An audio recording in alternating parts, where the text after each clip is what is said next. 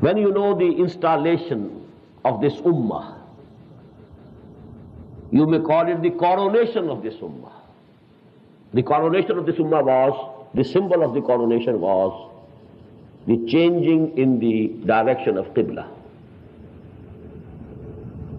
Because before that, for 16 long months, Muhammad prayed, sallallahu alaihi wasallam, and his companions facing towards Jerusalem. Now turn your faces to Makkah. فَوَلُّوا وُجُوهَكُمْ شَطْرَ الْمَسْجِدِ الْحَرَامِ. This is actually a symbol of a coronation. وَاجْتَبَاكُمْ, you have been selected.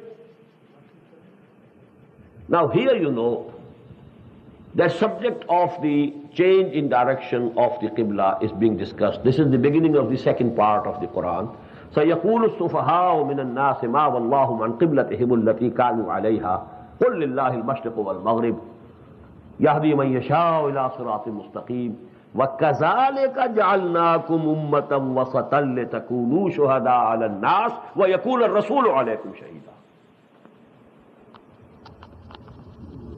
By this change of Qibla, this is the connotation that now we have installed you as the best ummah. The installation of this ummah, the coronation ceremony of this ummah. But you must understand why you have been formed into an ummah. I usually say that when you found an organization, an association, first of all you have, what are the aims and objects of this association? Why for? To manage this masjid. There's an association or a body. Now you have the articles of association and you know all those things you have to give. But first of all, what's the maqsad? What's the purpose? What for? Such a big ummah for nothing, for no purpose, for no function to perform, for no mission to carry. This is what they think. Deep down into your heart, you think that. There's no purpose of the ummah. This is just a nation like other nations. That's all. We have become a nation among the nations of the world. We are not a nation. We are an ummah. Ummah means a collection of people who have gathered for some purpose. Amma ya ummo means to have some intentions.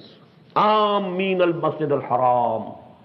People who are going towards the Masjid al-Haram.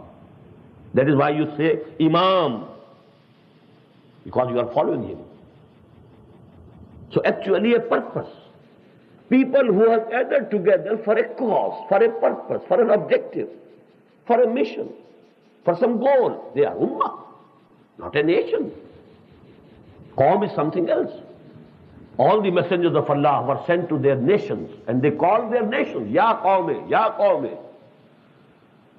Hazrat Nuh, Hazrat Hud, Hazrat Saleh, Hazrat Shuaib, everybody calling my nation, oh my people. Because they were sent to their nations only.